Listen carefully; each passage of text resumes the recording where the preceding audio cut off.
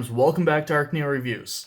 Now, for fun, I'm actually going to be starting a little bit of a series here where I'm going to go through a bunch of basic class figures from Beast Machines. Now, there's two reasons for that.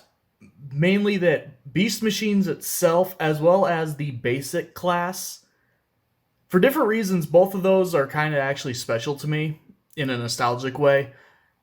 If people are interested, I might do a video on explaining why and start doing some more general Transformer overview type videos. But I'm gonna go ahead and actually shut up and take a look at the figure already. Today we're gonna look at the, like I said, Beast Machines basic class, Spy Streak. And yeah, Spy Streak is really, really neat actually for what he is. As you can see right up on top here, he wears his Spark Crystal proudly. One of very few Beast Machines figures to just display the Spark Crystal. As you can see, he is an evil Viacon. Yeah, I know nothing about if he even made it to the show or anything.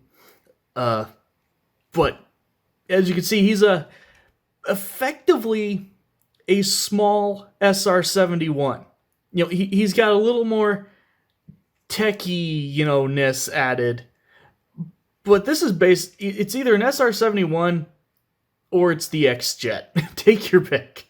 But I really, really like this jet mode, actually. As you can see, he's got tons of molded detail.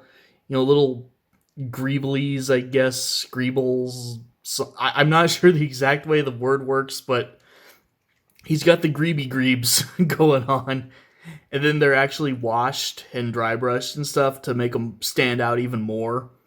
It looks really, really good. The profile is not the worst profile that I've seen on a jet former, to be honest. Overall, this guy's fairly clean, even. He does have little landing gear in the back here. They're just molded in. They don't fold up or do anything, but they're there, they work, keeps him flat on the ground when you put him down. It's a pretty neat little mode, I'm not gonna lie. Missiles do shoot in this mode. Just go ahead and push up on the Spark Crystal. That will also activate his second gimmick. Wow, those went a little harder than I expected them to. Really quick, here's the missile, silver tip. The rest of it's kind of that electric green color that LEGO used to use a lot of in their space themes, which means very, very blacklight reactive, actually. Worth mentioning. This figure actually looks incredible under a blacklight. But, yeah, that activates his attack mode, because even these little ones had attack modes. And it turns it into a flying spider claw thing. It's weird. Go ahead, just close that back up. And it even kind of cleans up the jet mode a little bit if you fire those off. So, overall, really, really neat.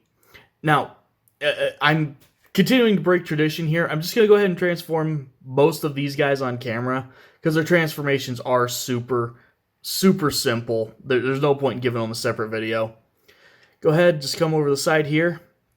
There's a little hole right here in the bottom of the leg. It's pegging in right there. Let's go ahead, bring these down. Then get the legs rotated so that the knees are in the right place. And if it hasn't done it on its own, go ahead and just fold up the little tail fin. I'm not actually 100% sure if you're supposed to fold them forward or back. I think they work a little bit better back, but just fold them up, come down here, fold out the feet. Nice long feet, actually. Then, going to come down here, and this part can fight you a little bit. But you're going to want to unpeg these two pegs right here from the missile launcher.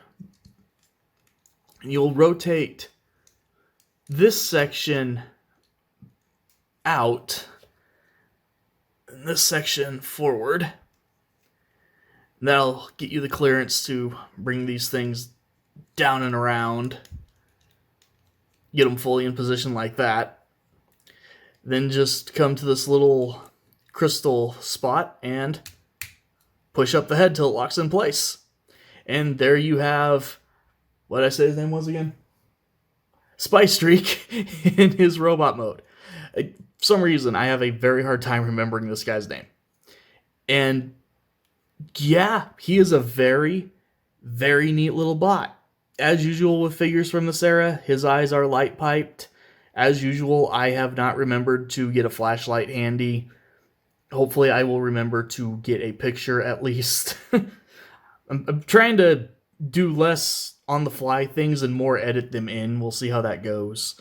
But yeah, he's a weird little guy. He's got massive arms. But other than that, he's actually very, very clean for his size. So, really quick, go ahead. I'm going to give him one missile back here. Just so you can see, actually, in this mode, the way his missile launcher works changes. There's actually two little notches poking up through here. Or, right now, only one poking up, because whichever missiles are loaded will pop up. They sink down in after you actually launch them. I love when they do this with the gimmicks, where, you know, this part just sticks up, which means that when you're activating this thing in the jet mode, that little notch right there is actually just coming across and pushing those down. So, you know, it's one mechanism being used twice. I like that type of engineering on these figures. It makes it actually a little bit more durable. So, he can still, as you just saw, use his missiles. Posability, his head can rotate. It's a little hard to get in there to actually do it. And there I'll show you kind of the profile of his head while we can. He's got big shoulders that hide it, but he's got a really, really neat looking head, actually. The shoulders are on little universals, so they can actually move out after you get everything transformed and in place. And full rotation. He's got a ball joint at the elbow, so you get about 90 degrees. Limited rotation. There's usually just enough stuff in the way to get some rotation. Or to get in the way of the rotation, but you can rotate his arms if you mess with it. Ball joint in the hips. He kicks forward. Kicks back. Does the splits. A little bit of rotation at that point. Full rotation at the knee. It's another ball joint. Tiny bit past 90 degree bend at the knee. Feet can go back and forward a little bit. He's got... And what's really cool about this guy is despite his like really, really big arms... Here, we'll go ahead and give him his claw back. The claw works better in this mode. He actually still does not have a hard time standing at all.